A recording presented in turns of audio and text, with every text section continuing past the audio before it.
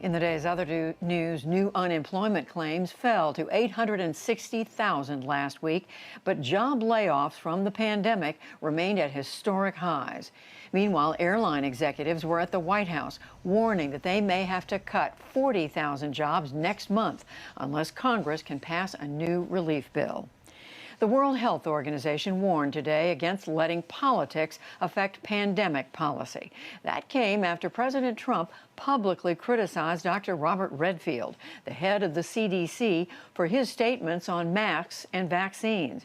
Meanwhile, Olivia Troy, who's a former aide to Vice President Pence, who played a central role in the White House coronavirus task force, said that she is voting for Joe Biden because the president placed re-election ahead of saving human lives. We'll return to pandemic politics after the news summary. New York City has again postponed in-person schooling for more than 1 million students. Mayor Bill de Blasio announced today that most elementary school students will return to the classroom on September 29th. Middle and high schoolers will start October 1st. De Blasio said that schools need more time.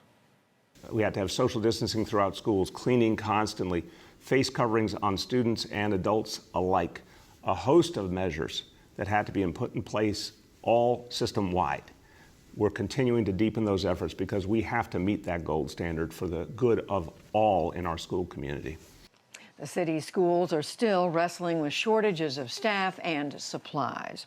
Smoke over parts of the fire-ravaged West Coast cleared some today for the first time in days. Still, air quality over Portland, Oregon, and other cities remained at hazardous levels.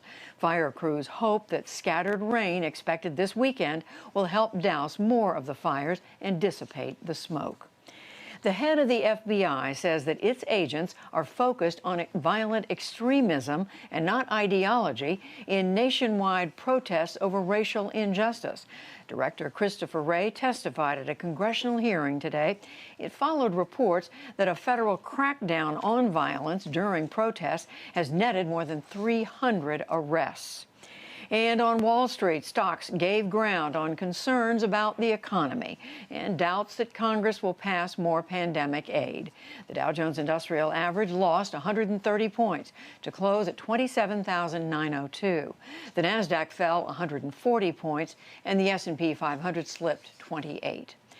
Still to come on the NewsHour, the economics behind the race for a COVID vaccine, Bob Woodward on his explosive new book on the president, and much more.